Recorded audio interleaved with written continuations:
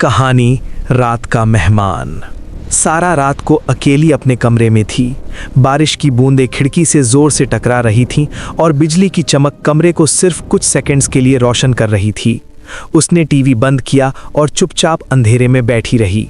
अचानक कमरे का दरवाज़ा धीरे धीरे खुद ब खुद खुला। सारा का दिल तेज धड़कने लगा और उसकी सांसें तेज हो गईं।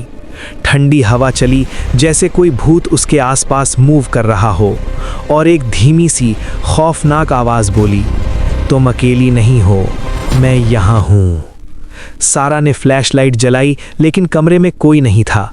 सिर्फ एक पुराना नोट ज़मीन पर था और उस पर लिखा था, तुम्हें मैं हमेशा देख रहा हूँ। जैसे ही सारा ने नोट उठाया, शैडो उसके पीछे मूव हुई। वो पीछे मुड़ के देखी, कुछ नहीं था, सिर्फ अंधेरा। पर तभी कमरे की दीवार से हल्की सी हंसी गूंज उठी, और ये इंसानी नहीं लग रही थी। सारा ने जोर से चीखा और कमरे का दरवाज़ा खोलने की कोशिश की, लेकिन दरवाज़ा अपने आप बंद हो गया। कमरा और छोटा लगने लगा और अंधेरा सारा के ऊपर गिरने लगा। फिर एक तेज़ बिजली की चमक के साथ सारा ने देखा कि कमरे के हर कोना में छोटी छोटी शैडोज़ खड़ी हैं। सब उसकी तरफ देख रही थीं और धीमी धीमी सांस ले रही थीं। एक शैडो उसके सामने आई और धीरे से बोला, अब तुम हमारे साथ हमेशा रहोगी।